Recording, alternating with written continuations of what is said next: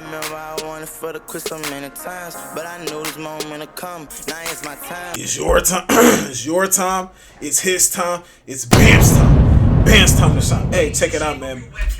The fuck? Back at it again with another reaction video. We have the real NBA YoungBoy story documentary. We're about to get into this dive of NBA YoungBoy as he's making an amazing run. Another run like back in 2018 run. Yeah, they thought it was over for him. He shown everybody how stupid they are thinking it was over for him. Let's get straight into this video. In this particular place, it was hard. It was hard for real. We didn't really have much now.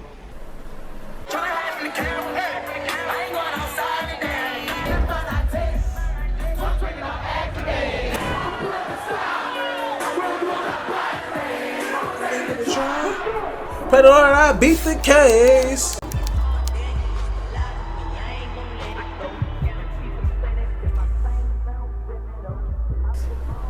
Kentrell was born on October 20th, 1999 in Baton Rouge, Louisiana. He referred to Baton Rouge as a rare place with a different culture, atmosphere, and crooked police. He grew up without his father in the picture after he was sentenced to 50+ years. His mother would move away because of this. She sent him to live with his grandparents on 38th and Chippewa Street at a young age with his half-siblings, one of them being his older brother Pierre. Biologic is my real brother. When he was 4 years old, he fell off of a bed at his grandparents', breaking his neck. This forced him to wear a halo brace until his spine healed, which would leave permanent scars on his head. YoungBoy would stay in... Bro, imagine though breaking your... Obviously, I know about this already. NBA YoungBoy's my favorite rapper. We actually got something in the works. I ain't gonna say too much, but just know something's coming. But imagine breaking your neck at 4 years old, bro. That shit, shit, bro. I couldn't even imagine. With his grandma, who he says spoiled him whenever she could afford it. When talking of his grandma, he says she's the only woman he's ever really felt love from. I always stay with my grandma, like my grandma took care of me. My grandma gave me anything I want. My grandma made me feel love. And when she died, I ain't never felt that feeling again. Only time I ever feel love is when I walk on stage. Growing up, he was... It's crazy. So Michael Jackson once said he's never, like, the only time he's like 100% comfortable is on stage. Michael Jackson on stage is completely different than Michael Jackson off stage. I'm a Michael Jackson fanatic, so I know that too. But like he said, only time he feel love is when he's on stage. I just thought that kind of, if it didn't correlate, my fault, but I just thought it was closest to his older brother Pierre, who would have a lot of responsibility being the oldest of 10 siblings and half-siblings. When Kentrell was 7 years old, he came to Pierre on the porch with a notebook and told him he wanted to be a rapper, being inspired by his biological mom, who used to be a rapper as well. He started off writing in the composition notebook. We was on the porch. He came to me with this composition notebook, and he was like, you know, this is what he gonna do. He began writing his first raps over the coming years, but was still a child and didn't take it 100% serious yet. As he and his brother got older, there's no question that the street life would influence them, but it wasn't always that way. In fact, they would try at an early age to make legitimate money by cutting neighbors' lawns for $7 each. Right, I heard about this that. Obviously didn't last long, as it simply wasn't enough money to keep them out of trouble. It's either jail or death, like Lily. They started stealing bikes and car batteries at a young age, eventually leading up to home break-ins. He would eventually drop out of school in the 9th grade and start taking rap more serious. Right. This was around the time his grandmother would pass away from heart failure, leaving Kentrell nowhere to go. Kentrell would move in with his half-brother Pierre and Pierre's mother Monique, who would be like a second mom to him, even referring to her as mom. At 12 years old, Pierre and Kentrell would be having a conversation about... He keep calling these dudes by their real names. You know, I know Pierre is OG3. Kentrell is obviously NBA YoungBoy, my bad. They're gonna say I'm glazing. I don't give a fuck. It's not glazing, I'm just giving credit where it's due. When Pierre told him not to worry, we're never gonna be broke again. This conversation would lead to the beginning of the NBA slogan, starting with just the two of them and then expanding to his cousins and younger brothers as well. Monique, who saw the hard work they had been putting in, would fund their first official studio session and also help them buy a microphone from Walmart. Looking up to other Baton Rouge rappers like Lil Fat, Fredo Bang, and G-Money, who was one of his first mentors, he started to craft his style. Wasting no time, YoungBoy put his first official song out on YouTube titled For a Reason, and you could see his potential even this early on. YouTube, the only platform that I could just run to and drop and let you, just get whatever it is, like ASAP. Pierre, the YouTube, I ain't gonna lie, YouTube is bigger than it's ever been. You know, YouTube been around since 2005, but it's bigger than it's ever been now. But it's crazy how it's like the people who take the most risk with something are the people that make it. I'm noticing that. Like, I've been thinking about that too. Like, y'all know, I've told y'all before, I work a job and shit like that. And it'd be days I'm at my job, I'm like, bro, I want to just quit and, you know, dive straight into this content shit. I feel like I'm not able to do 100% of what I want to do, but then I'm also not a fool. I know I got stuff to pay for, you know, I don't have my own place or nothing like that. I live with my parents still, you know what I'm saying? Shout out to them, you know, but still, like, I'm like, man, I could be so much further if I just, because I'm getting somewhere, clearly, you know what I'm saying? But I could be further if I just maybe ducked down and just did this shit and just said, fuck, like, whoever got a feeling about it, or just stop listening to too much, bro. Just stop getting knocked off my pivot, knocked off my game. Just go ahead and duck down deep. He dropped out of school. I don't recommend dropping out of school. And I think there was an interview where he said, don't drop out of school, stay in school, because it's probably the best option for you. But the people who, I guess, just duck their head deep into something that they really, really want to do, they get the success, bro. They the risk takers, bro. Not every risk is a smart risk, but it's just what it is. Known as NBA 3, would take the role as manager in all things business. He started printing over 1,000 CDs of Youngboy's music and passing them around Baton Rouge. This gave them their very first but also small fan base. Soon as Youngboy was really starting to consistently make music, he would have his first run-in with the law, putting him in juvie for 6 months for a break-in. I ain't gonna say it was the best thing that happened to me, but shit, it helped me know my purpose. It helped me know what I want to do. While in jail, he had time to write raps and work on his lyricism, so he could be ready to drop music on his release. That's another thing. I know I'm pausing it a lot. It's like they go to jail and drop the best songs ever. Like, they just, or not best song. Well, yeah, best songs, and they just produce. It's like, because you have nothing but time. Not nothing but time.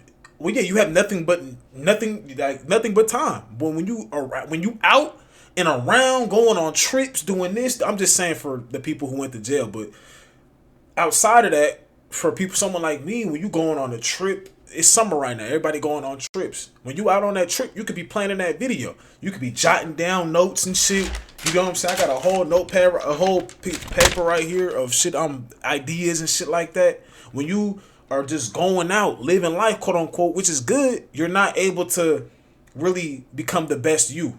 I'm not saying surround 100% of your life will work, because you got to live. But you gotta understand, sacrifice. If you really want to get somewhere in life, sacrifice. While 3 is promoting the music and doing the groundwork, Youngboy would be released from juvie and drop his first ever mixtape titled Before the Fame, which was very fitting. Before Fame was really everything. That was like, it was the breaking point of the whole NBA career, like Never Broke Again itself. When it came to work ethic, he looked up to rappers like Jeezy and liked how he was known for dropping back-to-back mixtapes. He knew he wanted to do something similar by flooding the streets with music. He spent the next year dropping mixtapes and trying to build a buzz outside his local area of Baton Rouge. And I think the real problem is that people, and this is even with content as a whole, because content and music go hand in hand still. People be so focused on making that, I gotta take 2 months to drop, 3 months to drop this one song or this video. Obviously, you get to a point in time where, yeah, you gotta be producing quality shit. But when you just flooding the streets, you just flooding the market every time, shit ain't always gonna get traction. When you worried about the numbers, obviously we want big numbers. But when you so focused on numbers, and then when that video or that song or whatever, that t-shirt or whatever you doing don't do the numbers you thought it would do, then you get discouraged. Versus if you drop 3 songs, you drop 3 YouTube videos, that third one actually got some traction. The other 2 did but that third one got some traction. And then later on, people come back and start watching now. That's how this shit work. This shit is a video that's at 10 views today, probably not going to be at 10 views tomorrow. Or 2 weeks from now, not going to be at 10 views. That's how this shit go. You feel what I'm saying? I'm watching 4 years. This video is 4 years old, I think. Yeah, this video is 4 years old. That's why this nigga wins. This nigga he know what he doing with this shit. Dropping quality music. There are times he drops some shit. I'm like, what the fuck is this? But for the most part, I fuck with his music. Dropping Mind of a Menace. I'll never like anybody's music. And later, every song, but by now he's gained enough credits to start catching the attention of mainstream artists and a much wider variety of fans, reaching outside his home state. Kevin Gates and Boozy would be some of the first major artists to hop on a song with him and give him his first cosign. Gates told me keep working. Boozy, and he had to work hard. He just told me he could show me some things. As well as Meek Mill, who is said to have been one of the first people to he didn't just be cool with people in the industry off the rip and get features or get put on or nothing. He had to work hard before he got features from mainstream artists. You know what I'm saying? He had to put out his own shit first. Nobody knew him. Discover him and give him the name YoungBoy early He was with on. TBG and then, In but October they, 2016, they he had that dropped his fallout. breakthrough mixtape 38 Baby, which should really be considered an album for how well put together it was. The tracklist included one of his breakthrough songs, 38 Baby, which would later earn him his first gold recording plaque. With the success of this tape, and a little buzz off some rap beefs, it would put his name into a whole new audience of people, gaining him a ton of new fans. Although he was only 17 at the time, his music sounded like it was coming from someone much older because of how raw, spiritual, and emotional it was, which we can trace back to his very real childhood. This would be enough for him to catch the attention of multiple major labels, who would soon be calling. He would also officially change his name to YoungBoy Never Broke Again to avoid any issues with the National Basketball League. Although he's still considered NBA YoungBoy. In an interview with XXL in 2016, he stated, "I'm going to be the next new thing that you see in rap. I'm YoungBoy." On November 28, 2016, NBA YoungBoy was arrested before a show in Austin, Texas. Damn. He was booked for 2 counts of attempted first-degree murder and held on a $200,000 bond. Although he was only 17, he could be tried as an adult for attempted murder. He went from the biggest new artist in rap scene to possibly facing life imprisonment. Just as everyone thought he would take a break from dropping music, he ended 2016 with yet 2 more projects, Mind of a Menace 3 and Before I Go Reloaded, which added up to over 6 mixtapes in a 1-year span, something that very few rappers are capable or even able to get away with, 2 of them being released from behind bars. This was a scary situation though. If YoungBoy was convicted, his career and everything he worked for could potentially end. He would be held until May of 2017 for when he faced his trial. Fortunately, he was released after taking a plea deal, and immediately dropped his single Untouchable, which had a lot of messages hidden inside it. One of them saying, "I'll never jeopardize it again," where we can assume he was talking about his situation.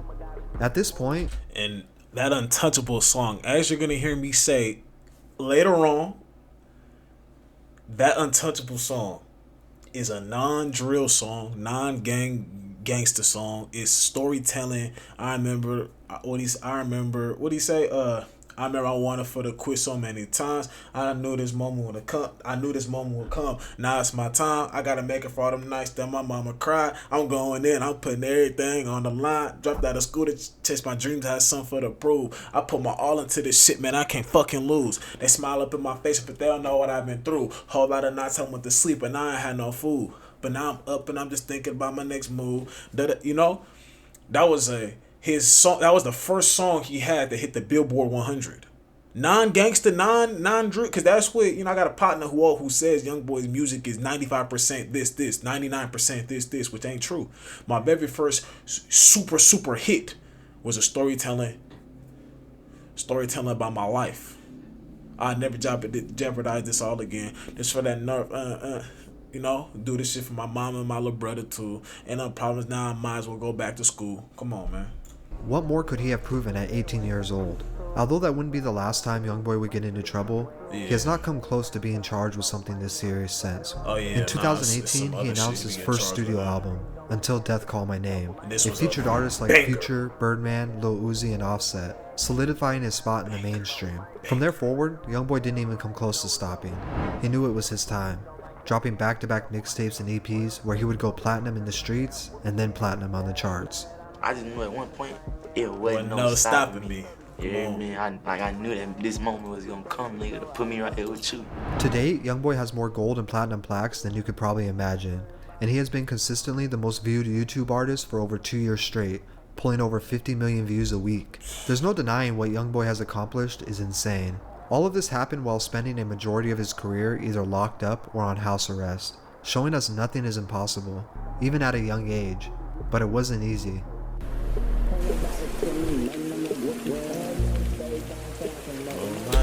Right or wrong, forever right, you know what's up with me, nigga. Never change on my gang, yeah, I'm stoked with my nigga. We untouchable, come run that money, yeah, with me, man. Shout out YB, man. Shout out YB. Hopefully one day I get to interview him, just on some cool shit. Cameras, no cameras. I just want to interview the man. See where, cause he been out for a minute now. He ain't did no stupid shit. He just been dropping bangers. The Master Tour. Man, Shout out YB, man. Anyways, man, if y'all like this video, man, y'all make sure to smash that like button. Subscribe to this channel if you're new. We almost at 2,000 subscribers. Let's get it, man. Appreciate all the love and support. And I'm gone, man. Bam time. Rest in peace to Kari, ex, my grandma, both our grandmas, and I'm gone, man. Bam time.